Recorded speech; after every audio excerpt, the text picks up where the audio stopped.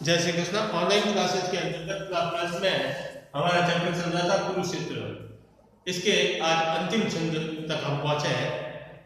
पूर्व में हमने पढ़ा था भीष्म पितामह बार बार धर्मराज युधिष्ठिर को प्रेरित कर रहे हैं लड़ने के लिए। वो अपने अनेक प्रकार के तर्क देते हैं कि युद्ध क्यों अनिवार्य है। दूसरी तरफ धर्मराज है, वो ये सोचते हैं कि मेरे कारण से ये युद्ध हो रहा है, जबकि भीष्म पितामह कहते हैं कि कोई एक कारण नहीं है युद्ध होने का, अनेक कारण है। और दूसरा, जब अपने अधिकार मांगने से प्राप्त न होते हो तो वीर पुरुषों की ये पहचान होती है कि वे छीन कर लेते हैं। समय में या तो मर जाते हैं या मिटा देते हैं। एक कार्य वे करते हैं अपने अधिकारों के प्रति, इसलिए तुम्हें ये युद्ध करना अनिवार्य है। देखिए आगे के छंद में क्या कहते हैं कि लिखते हैं कवि के पिया भीम ने विष लाक्षाग्रह जला हुए वनवासी। पिया भीम ने विष, महाभारत की कथा यदि आपको मालूम हो तो ये सारे दृष्टांत आए थे। उन्हें लाक्षागृह में भेजा गया था, लाक्षागृह भेजा लाख के घर में, और फिर आग लगा दी गई थी दुर्योधन के द्वारा। उन्हें वनवास दे दिया गया था, भीम को विष दे दिया गया था। तो पिया भीम ने विष लाक्षागृह जला हुए वनवासी, केस कर्षिता प्रिया सवा सम्मुख कहलाई दासी। केस कर्षिता, केस कर्षिता जिसके केसों को खींचा गया हो। किसके केसों को खींचा गया था?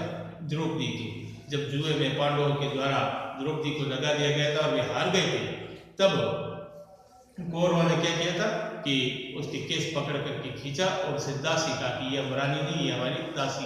यानी तुम्हारा पग पग पर अपमान हुआ है पांडवों का। समा दया तप त्याग मनोबल सबका लिया सहारा। तुम लोगों ने सद्गुणों का सहारा लिया, जो भी अच्छे गुण थे तुम लोगों ने उन सब गुणों का सहारा लिया। समा करते गए, बार बार उनकी गलतियों को नजरअंदाज करते गए, उन पर दया की। तप त्याग मनोबल, इन सब अच्छे गुणों का तुम लोगों ने सहारा लिया। पर नर व्याघ्र सुयोधन तुमसे कहो कब कहा। नर व्याघ्र मनुष्य रूपी शेर, ये सुयोधन यानी दुर्योधन तुमसे कब पराजित हुआ, ये बताओ जरा। पर नर व्याघ्र सुयोधन तुमसे कहो कहाँ कब हारा। एक भी ऐसा अवसर आया जब वो हारा और तुम विजयी हुए, जबकि तुम सद्गुणों पे चल रहे थे, अच्छे मार्ग पर चल रहे थे, लेकिन वो बार बार षड्यंत्र करके तुमको पराजित करता है। समासीन हो रिपु समक्ष तुम विनित हुए जितना ही, जितना तुम सरल हुए। रिपु कहते शत्रु के सामने समा कर करके अपने आप को जितना सरल बनाया, जितना ईमानदार बनाया। दुष्ट कौरवों ने तुमको कायर समझा उतना ही। उन कौरवों ने क्या समझा? तुम तो बार बार समा करते रहे, लेकिन कौरवों ने क्या समझा? इसमें साहस ही नहीं है हमसे मुकाबला करने की, अन्यथा हम इसके साथ इतना अत्याचार करें, ये पलट कर वार नहीं करता। इसका तात्पर्य क्या है कि बार बार समा क्यों कर रहा है? क्योंकि ये कायर है, डरपोक है। तो समासीन हो रिपु समक्ष तुम विनित हुए, विनित कहते सरल को, विनित हुए जितना ही दुष्ट कौरवों ने तुमको कायर समझा उतना ही तुम्हें कायर समझा है। हे युधिष्ठिर, अत्याचार सहन करने का कुफल यही होता है। कुफल यानी बुरा परिणाम। अत्याचार सहन करने का कुफल यही होता है। आप निरंतर जब अत्याचार सहन करते जाते हो तो लोग आपको वीर होने के पश्चात भी कायर समझते हैं। तो अत्याचार सहन करने का कुफल यही होता है। पौरुष का आतंक मनुज कोमल होकर होता है। पौरुष का आतंक, अपने बल का आतंक यानी भय, कोमल होकर के खो देता है। भले कितनी ताकत है, यदि आप कोमल हो, अपने पौरुष का प्रदर्शन नहीं कर सकते, अपनी ताकत का एहसास नहीं करवा सकते, तो ताकतवर होना भी आपके लिए कायरता का ही प्रतीक होगा। अब जो अगला छंद है ये परीक्षा की दृष्टि से काफी उपयोगी और इम्पोर्टेंट छंद है। कई बार इसकी व्याख्या पूछी जाती है, कई बार इसमें से प्रश्न पूछे जाते हैं। तो इस छंद को मैडम बताएंगे, ये कविता विशेष रूप से पूरी ही इम्पोर्टेंट है, लेकिन इसमें भी कुछ छंद मोस्ट इम्पोर्टेंट और की श्रेणी में, जिसमें से ये जो अगला छंद अपन, अगले जो दो छंद ये दोनों ही इम्पोर्टेंट है। तो इनको ध्यानपूर्वक से देखना कि क्या है। देखते हैं कि समा शोभती उस भुजंग को जिसके पास गरल हो। समा शोभती उस भुजंग को, समा भी उस सांप को शोभा देती है। भुजंग कहते हैं सांप को। जिसके पास गरल हो, गरल यानी जहर, जो जहरीला सांप है, अगर वो कहता है कि मैंने अपने शत्रु को माफ कर दिया, क्षमा कर दिया, तो बड़ी शोभा माने भाई सांप बहुत श्रेष्ठ है। लेकिन उसको क्या जो दंतहीन विषरहित विनित सरल हो। लेकिन ऐसा कोई सांप जिसके मुंह में दांत नहीं है, जिसके पास जहर नहीं है, जो बड़ा सरल है, और वो यदि कह दे कि मैंने तुझको माफ कर दिया अपने शत्रु को, तो उसकी माफी पर तो जद हंसाई होगी, उसकी प्रशंसा नहीं होगी। यदि एक बहुत लठे पहलवान छोटे बच्चे को कह दे कि जा तेरी गलती को मैंने क्षमा किया, तो लोग उस बड़े पहलवान की क्षमा को भी शोभित करेंगे, सुंदर मानेंगे। बड़ा पहलवान है, ये कुछ भी कर सकता था, हाथ पैर तोड़ सकता था या तोड़ सकता था, लेकिन इसने बड़प्पन दिखाया, क्षमा कर दिया व्यक्ति। लेकिन यदि वही छोटा बालक पहलवान को कहे कि जा मैं तेरे को क्षमा किया, तेरे पास और था क्या क्षमा करने के अलावा, तो क्षमा नहीं करता, हड्डियां तोड़ रहा था, तो उसकी समाज में वो शोभायमान नहीं हो सकती। तो क्षमा शोभती उस भुजन को जिसके पास धरन हो, उसको क्या जो दंतहीन विषरहित विनित और सरल हो। 3 दिवस तक पंथ मांगते सिंधु रघुपति सिंधु किनारे, बैठे पढ़ते रहे छंद अनुनय के प्यारे प्यारे।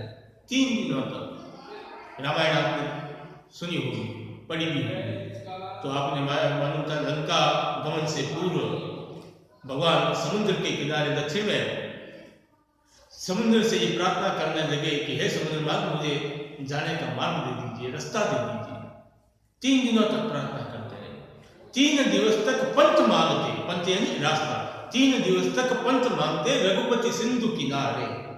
रघुपति भगवान श्री राम सिंधु किनारे, समुद्र के किनारे बैठे पढ़ते रहे छंद पढ़ते रहे, अनुनय के, विनय के, प्रार्थना के, हे समुद्र देव मुझे रास्ता दे दो। बैठे पढ़ते रहे छंद अनुनय के प्यारे प्यारे। उत्तर में जब एक नाद भी उठा नहीं सागर से। 3 दिनों तक प्रार्थना की, लेकिन संगर तट से मत नहीं हुआ। नाद कहते हैं आवाज को, उधर सागर से कोई आवाज नहीं है। उत्तर में, प्रत्युत्तर में राम निवेदन कर रहे थे, लेकिन समुद्र की तरफ से कोई उत्तर दिया ही नहीं, न हाँ न ना, किसी प्रकार का कोई उत्तर नहीं दिया गया। उत्तर में जब एक नाद भी उठा नहीं सागर से, उठी अदिर धधक पौरुष की आग राम के सर से। उठी अदिर, फिर राम अदिर हो गए, बहुत हो गया अनुनय में। कितनी देर तक किसी को कहेंगे, आग धधकने लगी, उनकी पौरुष की ताकत की आग भीतर भीतर धधकने लगी राम के सर से। और राम अपना सर के तीर निकाल दिया कि सारे समुद्र को सुखा डालूंगा। जब यह बात हुई तो सिंधु दे धर त्राही त्राही, सिंधु यानी सागर, दे धर शरीर रूप में उपस्थित होकर, दे कहते शरीर, सा शरीर उपस्थित होकर त्रायमाम रक्षा को करता आ गिरा शरण में, आकर के शरण में गिर जाएगा। आप जो कहोगे प्रभु करने के लिए तैयार, तीर मत चला। तो क्या हुआ, ताकत दिखलाई तब अगला झुका, और जब तक ताकत नहीं दिखाई अगले ने बात को इस काम से सुना और उस काम से निकाल दिया। चरण पूज दास्ता ग्रहण की बंधा मूड बंधन में, प्रभु के चरण पूजे, मूड यानी मूर्ख, प्रभु के बंधन में बंध गया कि आप जैसा कहोगे मैं वैसा करने के लिए तैयार हूं। तो सच पूछो तो सर में ही बस्ती दीप्ति विनय की, इसलिए बात सत्य है। सच पूछो तो वास्तव में सर में ही बस्ती, सर यानी तीर, सर में ही बस्ती दीप्ति विनय की, दीप्ति यानी चमक, विनय सरलता। आप जितना सरल हो, कब वो सरलता आपकी मायने रखती है, जब आप में ताकत है। यदि ताकत नहीं है तो आपकी सरलता का भी कोई मोल नहीं है। संधि वचन संपूज्य उसी का जिसने शक्ति विजय की, सहनशीलता समा दया को तभी पूजता जन। संधि वचन समझौते का वचन, संपूज्य सम्मानीय माननीय उसी का जिसमें शक्ति विजय की। संधि भी वही व्यक्ति से करता है कि सामने वाले के पास ताकत, एक बिल्कुल निरा कमजोर और एक बहुत बलिष्ठ के बीच में लड़ाई हो जाए, और बड़ा कमजोर व्यक्ति कहे कि भैया संधि कर लेते, लड़ाई बंद कर, आधा कर लेते, तो शक्तिशाली संधि के लिए राजी होगा क्या? कदापि। क्यों? क्योंकि उसे मालूम है मैं ताकत के बिल्कुल पूरा ही छीन लूंगा, याद रख संधि करूँ। लेकिन जब उसके समकक्ष उसी के अनुरूप शक्तिशाली होगा तब वो भी सोचेगा लड़ाई में क्या पता मेरे भी टूट सकते हैं, इसके भी टूट सकते हैं, तो इससे अच्छा किसी के न टूटे आपस में समझौता कर लेते हैं, संधि कर लेते हैं। तो संधि वचन संपूज्य उसी का, उसी सम्मानीय व्यक्ति का होता जिसमें शक्ति विजय की, जो जीतने की ताकत रखता है। सहनशीलता समा दया को तभी पूजता जगे, बल का दर्प चमकता उसके पीछे जब डगमग है। ये सहनशीलता समा दया तभी पूजता जगे, जब इन अच्छे गुणों की पूजा तभी होती है इस जगत में जब बल का दर्प चमकता, बल का घमंड, जब कहते हैं घमंड को, गर्व, बल का, ताकत का गर्व चमकता हुआ आपके पीछे कि मुझ में ताकत है फिर भी मैं माफ करता गया। ठीक है नहीं। अशोक कलिंग युद्ध के विजय के पश्चात उसने युद्ध को परमानेंट बंद कर दिया था, लेकिन कलिंग विजय के बाद ऐसा नहीं कलिंग युद्ध में हारने के बाद कह दिया कि मैं युद्ध से विजय करना हूँ, विजय के बाद किया था। इसलिए आदमी अशोक महान कहलाता है। क्यों? क्योंकि उसने जीतने की ताकत थी। उसके पश्चात उसने कहा नहीं ये कार्य घृणित है, मैं इस कार्य को नहीं करता, लेकिन पहले उसने जीत के बताया कि ये मेरे में सामर्थ्यता है, ताकत है, मैं जीत सकता हूँ। तो जब ये बात होगी तभी आपके समा की, आपकी सहनशीलता की, आपकी दया के जो गुण है उसकी महत्वता होगी। अदरवाइज अन्यथा उन गुणों की कोई महत्वता नहीं होगी। जहां नहीं सामर्थ्य शोध की, समा वहां विफल है। जिसमें शोध की, बदले की कोई ताकत नहीं है, वहां आपका जो मैंने समा कर दिया तो वो समा विफल है, वो समा करने योग्य नहीं है।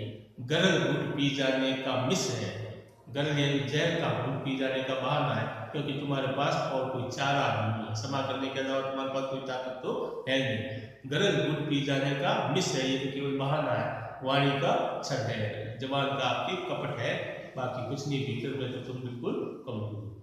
तो ये पाठ आपकी यहीं पर समाप्त होता है। इसके प्रश्न उत्तर जैसे आप पूर्व में करके भेजते हो वैसे ही करके आपको भेजना है। तब तक के लिए नया पाठ का प्रारंभ करेंगे। जय श्री कृष्ण, धन्यवाद।